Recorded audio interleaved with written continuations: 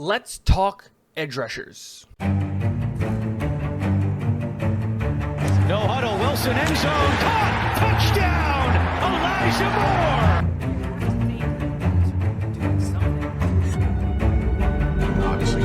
Moore. What is up, guys? So today I wanted to go over this edge rusher class because I think as Jets fans, we can all agree that we do need to add someone to the edge rushing class that's going to provide some much needed depth and help on that front.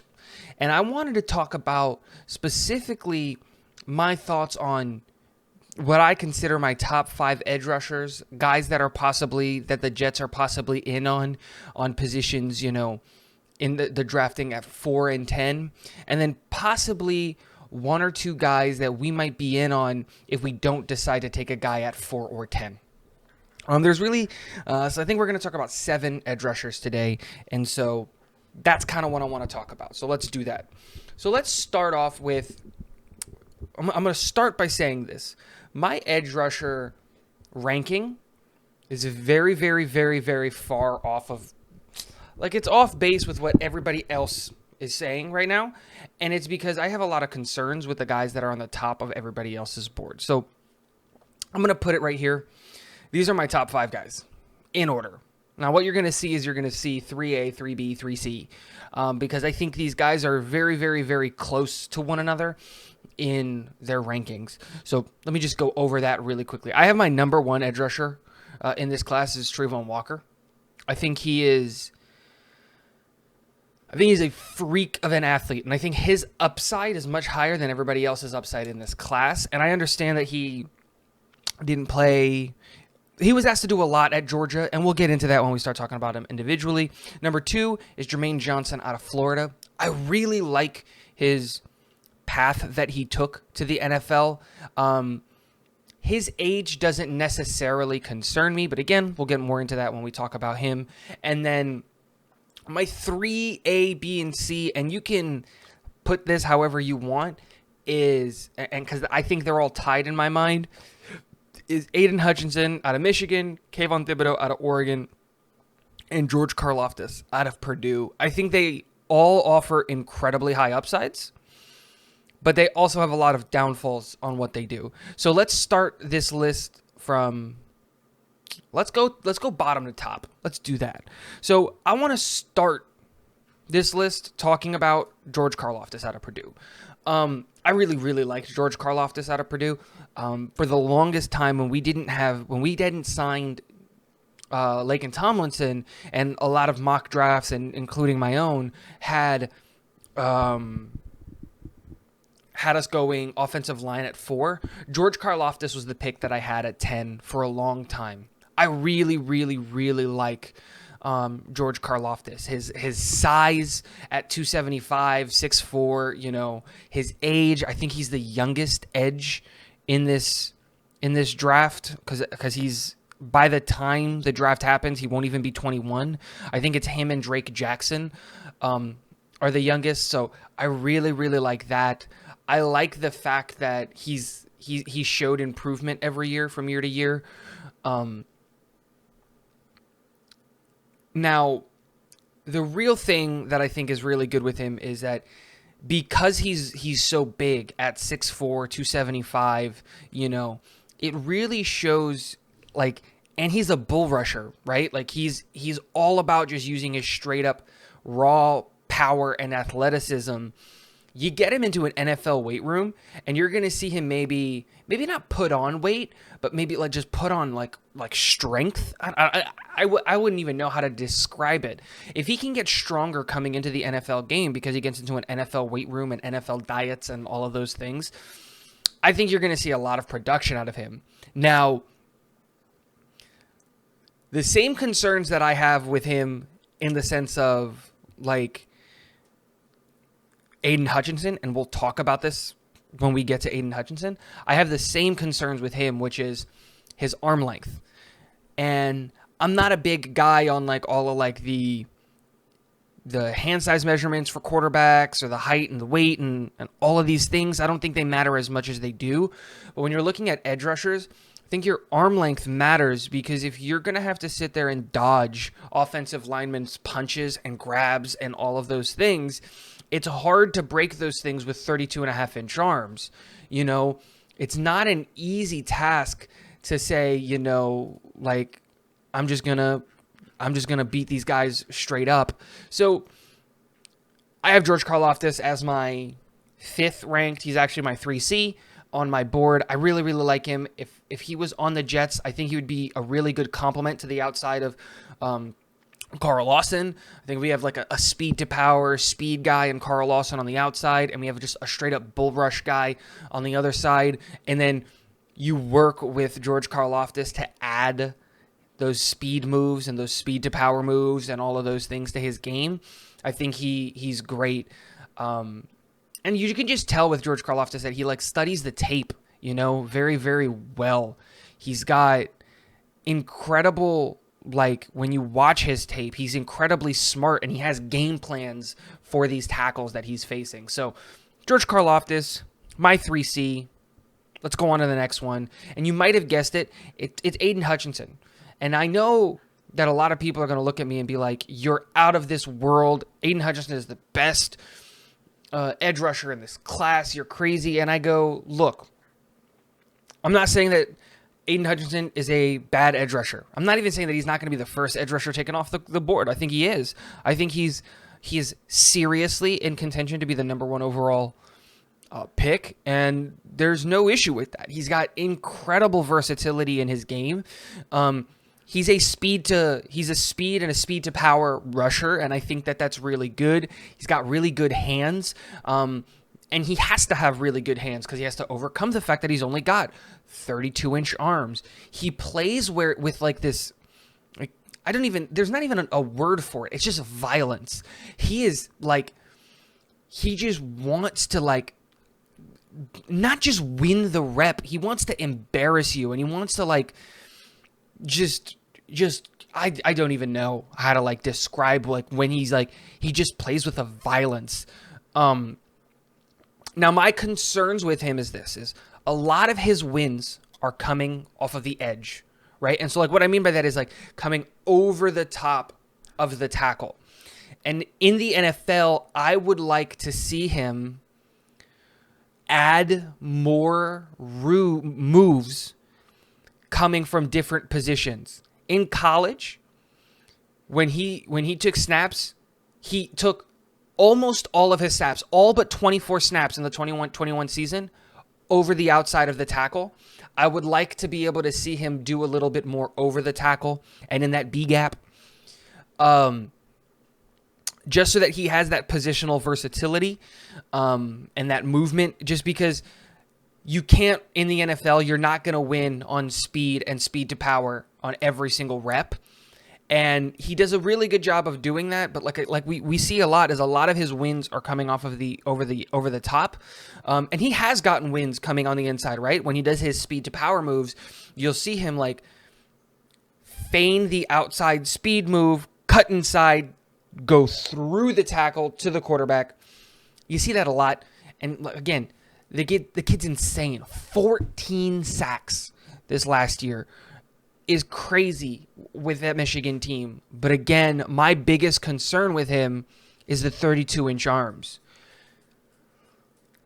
What happens in the NFL when tackles who have incredibly long arms are getting their hands in on you early? So that's my concern. And the other thing is his perceived ceiling isn't as high as some other draft prospects. He doesn't have this incredible high ceiling. And he can prove me wrong, and I hope that he does. I really like Aiden Hutchinson, and I hope that he becomes an NFL stalwart at this position. And in this draft, I think you might consider that a good thing, that he has a really high floor, and maybe he doesn't have such a high ceiling, but like, you know what you're going to get out of him. You're going to get consistency. You're going to get production. You're going to get a good value out of Aiden Hutchinson, no matter where you pick him. There's no way he makes it past 4, right? Like, Yeah, there's no way he makes it past 4 or 5. He's a guaranteed top 5 pick. He's probably the number 1 pick. Let's be real. Like, if the Lions see him on the board, they probably throw away their plans on whatever it was that they were going to do, and they take Aiden Hutchinson. Like, it's hard to imagine that people are going to let him slip. My thing is just, like I said, I prefer taking guys with really high ceilings at this top of the draft. I think you got to take swings at the top of the draft, especially when you're looking at it like from a Jets perspective. We have 2 first-round picks. If you're going to take a swing at 4. Get a guy who's got an incredibly high ceiling and, has a work ethic to back that up. And, like, he's either going to be a regular, like, role player or he's going to be a world beater, defensive player of the year, kind of has those levels, that high of a ceiling, which leads me to my next player, which is Kayvon Thibodeau. So I have Kayvon Thibodeau ranked higher than Aiden Hutchinson, but I don't have him as my top edge in the class because of a lot of the character concerns that we have and that we're seeing come out and a lot of these conversations. And so let's talk about his cons first, because I think the pros outweigh the cons, and I think that there's a good to fair chance that Kayvon Thibodeau is going to stay in green and come to the Jets next year. But let's talk about this, right? So first things first, I want to talk about the off the field issues, so that we can then talk and focus then on the field issues and good things on the field games. So the off the field issues, it does concern me with his the whole branding thing and followers. He goes to his Oregon Pro Day, and then he's answering these questions really, really well. And he's just like, see, I don't care about what the media is saying, because as long as they're talking about me, that's what matters. And I'm like, good, like that, those are good answers. But then he goes and he answers it and he goes, but it's all about my followers. And it's just like, I don't care as long as I get more followers. And it's just like, why do you have to add that last bit? And that's where I get concerned with Kayvon. Is just like, how much of his focus is going to be in the game of football? We know that at the NFL level, he's going to, like, the game is going to get faster, it's going to get more violent, and it's going to get harder. And if you're already talking about your brand before having accomplished anything, like, I think I talked about this with one of my friends. I think I may have even brought this up in a video. I can't remember, which is like, you haven't done anything in your college career to justify you saying, oh man, I got to get a brand started. Like, look at what's happened with Baker Mayfield. Baker Mayfield had all of these character concerns and all of these character questions coming into the draft. He gets drafted number 1 overall, immediately starts doing the Hulu commercials, the progressive commercials, and he's all over television. And now he's a quarterback without a home. And how much of that comes from all of his off the field stuff bleeding into the locker room? And then you look at, like, Patrick Mahomes. Patrick Mahomes was taken in top 10. Kept his head down his year 1. Year 2 comes out and balls out. Year 3 wins a Super Bowl. And then we started seeing him in progressive commercials and things like that. He had earned his brand. Same thing with Russell Wilson. Russell Wilson gets taken in, like, I think it was like a 3rd or 4th round or whatever. Goes out, balls out, wins a Super Bowl. Now we talk about Russell Wilson as a brand. And so I do have that concern. I do have the concern of, like, hey, is this guy going to take this serious? Is he going to, at the next level, is he going to focus on the game? Is he going to do all of these things? And it's just like, I don't know. I have no idea. And that concerns me. Now let's talk about some of the things on the field that are some issues. I think because he's just like Aiden Hutchinson, which he's a speed to power guy. He's got great arm length, right middle of the pack arm length.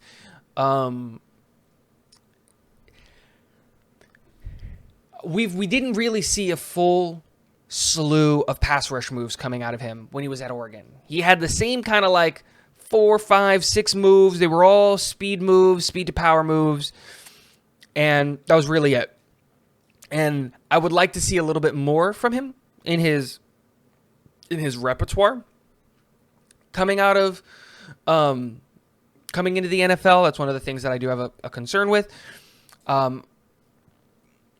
And then the other thing that I I kind of have a concern with is he does have a tendency to, on some plays, take plays off. Now I'm going to transition into the pros here. I think that con comes from the fact that sometimes he's asked to set the edge, and I think Kayvon would much rather pin his ears back and go after the quarterback, which is great because that's what we would ask him to do here in the Jets.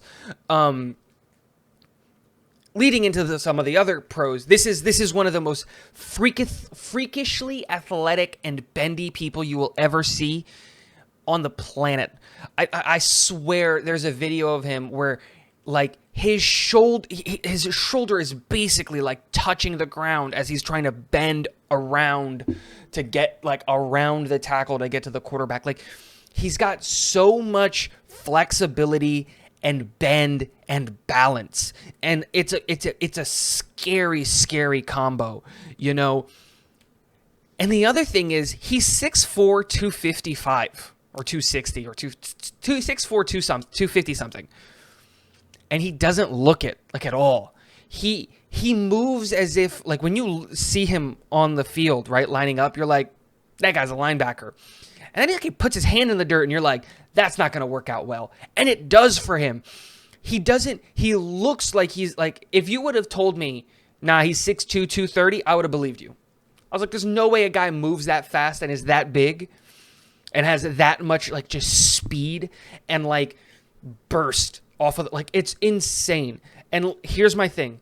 Kayvon, I think, has one of the highest ceilings of this edge class. And the only reason he's not number one on my board is because I have some concerns with the off-the-field character issues. That's it. Because if we were to eliminate all of that, he would very easily be my number one edge rusher in this class and the number one overall pick in this draft class, in my opinion. Like we had talked about for the entire offseason or during the regular season, everyone was talking about tank for Thibodeau, right? And it's just like, now we're talking about him possibly falling out of the top 10, which is crazy. I don't think he does that. I don't think he makes it past the Jets at 4, but that's just my take on it, on Kayvon. Like I said, I like him, and I think he has a really, really high upside, but I'm concerned with his kind of what he brings. Now let's move on to my second-ranked edge rusher in this class. This is the guy I think the Jets might end up with if the draft does go 1-2, Aiden Hutchinson, Kayvon Thibodeau, and that's Jermaine Johnson, edge rusher out of Florida State. I really, really like Jermaine Johnson's story to the NFL. He spent 2 years at a community college before then transferring and playing 2 years at Georgia and then transferring out of Georgia to play a year at Florida State. He showed incredible positional versatility at Georgia, playing inside, outside, being asked to do a lot of things in a rotational role. And then when he comes to Florida State, essentially Florida State asked him, like, what do you want to do? Where do you want to line up? And he said, I want to line up outside of the tackle. I want to do that, and that's all I want to do. And that's what he did, and he did it at an incredibly high level. There was a lot of concerns with Jermaine Johnson coming into the draft process that we didn't see very many moves out of him, and I had that same kind of concern. And then he goes to the Senior Bowl. And we started in those 2 days of practice that he did. We started seeing moves that we had never seen him do at Florida State on the one-on-one drills. And he was winning one-on-one drills against really, really high-end prospects constantly. Like, consistently, he was winning those moves.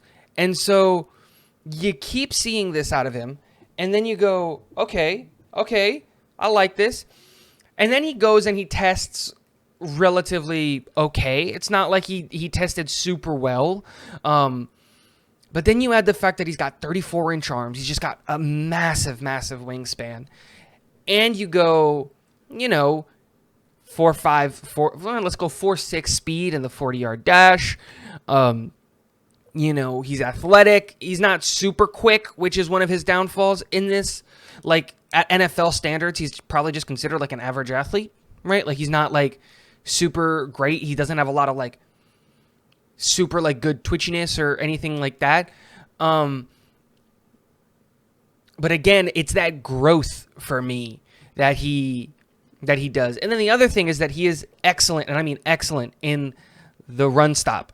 in the run stuff, he was graded as one of the better run stuffing and run stopping edge tackles with the crap defensive edges in this class. And we all know that the Jets had an issue stopping the run last year. Now, I don't know how much we're going to ask him to be part of the run game because, again, the goal with this class or with this scheme is that the front four are going to be going after the passer with everything that they have. It's essentially a four-man blitz all the time, and the linebackers and the corners are more responsible to pick up the run in those situations and shed blocks and that stuff. But still, his ability to be a force in the run game, I think, really elevates him. And he's just a big dude, 6'5", 255, kind of like Kayvon, He's a big dude. One concern that I do have is he's the oldest edge in this class. I think he's going to be 24 when the season starts, So you do have that question of he's got age versus if you take one of the younger guys, you can develop them. By the time they're 24, they would have 3 years of college experience, the college NFL experience versus Jermaine Johnson 3 years from now is going to be 27. So he's going to hit his first contract if he's a first round pick and you take the 5th year option at 29. So there is that concern with him. And I juggle between this pick of Kayvon Thibodeaux and Jermaine Johnson being 2 and 3A, where they are in that for me, because I really like what Jermaine Johnson did and I really like his tape, but I do have a concern with his age. He's older. That's just a reality of it. It's the same kind of thing I think that happened with Marcus May when he was taken. Marcus May was older. Was an older safety coming out of the class, So that's that. And then my number one edge in this class just has to be Trayvon Walker. Now, let's talk about why Trayvon Walker is my number one in this class. Let's just talk about raw athleticism, right? Let's just read off his stats. He is 6'5", 270. He has 35.5 inch arms, 10 3/4 inch hands.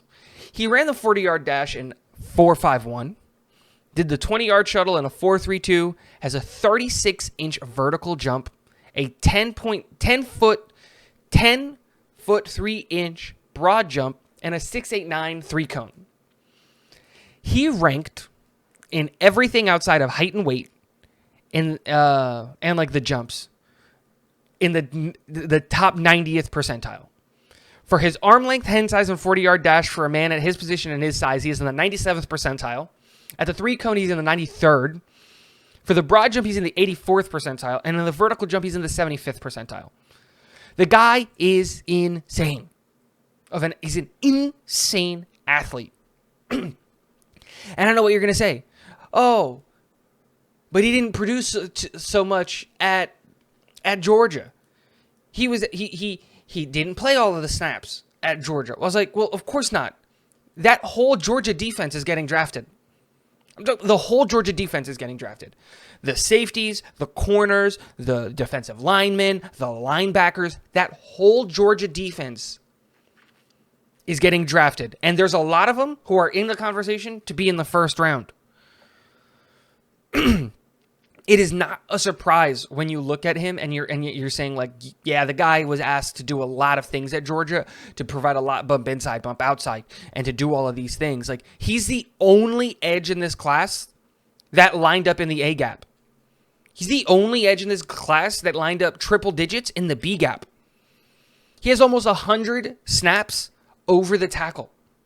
And then he has 360 snaps on the outside of the tackle. So you can see that he was asked to do a lot of edge stuff. But he was also asked to take 200 snaps on the inside of the line, playing essentially as a defensive interior guy. When you look at the positional versatility that he brings and just the raw freak of nature build that this guy has, bring him in. Please bring him in. Trayvon Walker is a serious conversation to be the number one pick in this draft. And I wouldn't be that mad at it.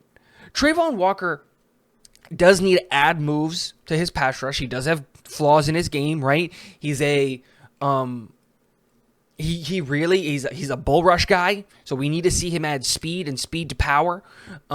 We need to see him add some better moves with his hands. Like, you've got such big hands and such big arms. I want to see you use those a little bit more with your swipes and your scissors and all of the edge rushing things that you need. But like, you come in, he has elite measurables. When you just look at his, just like I said, like, he's a freak of nature. And he's just so fast. You bring him in, you get him with our defensive line coach, you get him under Jeff Ulbrich, you get him under Robert Saleh, and this guy,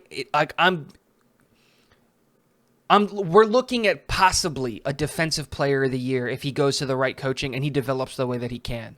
We're looking at a guy who's going to be in the conversation for double-digit sacks every year. We're going to look at a guy who's going to need to be double-teamed, and it still might not work because he's just a freak athlete. Like, you shouldn't be 6'5", 270 running a 4.5. Shouldn't be that big. Just shouldn't at all. It should be against the law. Shouldn't be allowed to do that. So let me know what you guys think about my edge class and like the guys that I have on it. Like I said, this class is really weird because I don't think we have anyone that's like a guaranteed, oh my God, look at this guy, crazy, oh my God, guy. And we don't have a Nick Bosa or a Joey Bosa or a Chase Young in this draft. We have a lot of guys that either have really high floors and low ceilings, really low floor and high ceilings. We don't have someone who's going to come in and immediately dominate, I don't think. And there's not really a guy who's coming in who doesn't have any questions about his game. And so this video has been going on for a while.